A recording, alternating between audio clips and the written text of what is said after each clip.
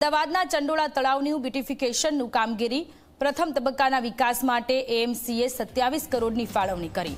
પ્રથમ ફેઝમાં 3 એમ્ફી થિયેટર અને જીમ બનશે। ચંડોળા તળાવના કૂવા પર છત્રી બનાવીને બેસવાની વ્યવસ્થા કરવામાં આવશે।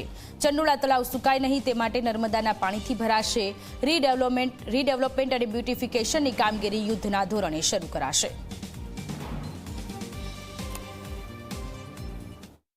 વર્ષોથી ગેરકાયદેસર ઘૂસણખોરો અને ગેરકાયદેસર બાંધકામનો અડ્ડો બની ચૂકેલા ચંડોળા તળાવમાં 1 વર્ષ પહેલાં મેગા ડિમોલિશન હાથ ધરવામાં આવ્યું હતું અને લગભગ 12,000 કરતાં વધારે ગેરકાયદેસર દબાણો દૂર કરીને 11 લાખ ચોરસ મીટર જમીન ખુલ્લી કરવામાં આવી હતી। જે જમીન ખુલ્લી કર્યા બાદ અમદાવાદ મહાનગરપાલિકાએ ચંડોળા તળાવના બ્યુટિફિકેશન અને ડેવલપમેન્ટનું કામ હાથ ધરેલું છે।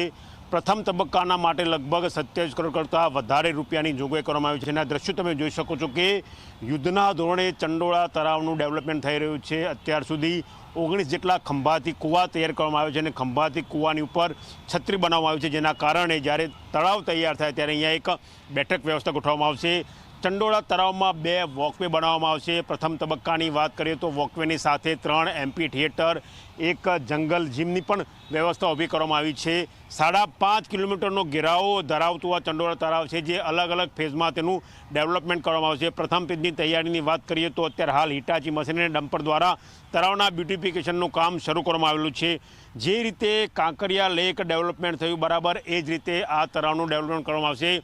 મહત્ત્વનું છે કે ઉનાળા દરમિયાન ચંડોળા તળાવનું પાણી સુકાઈ ન જાય તે માટે એને નર્મદાના પાણીથી ભરવાનું પણ આયોજન હાથ ધરવામાં આવેલું છે। કેમેરા પર્સન એસપી શર્મા સાથે ગૌરવ પટેલ, ઝી મીડિયા, અમદાવાદ।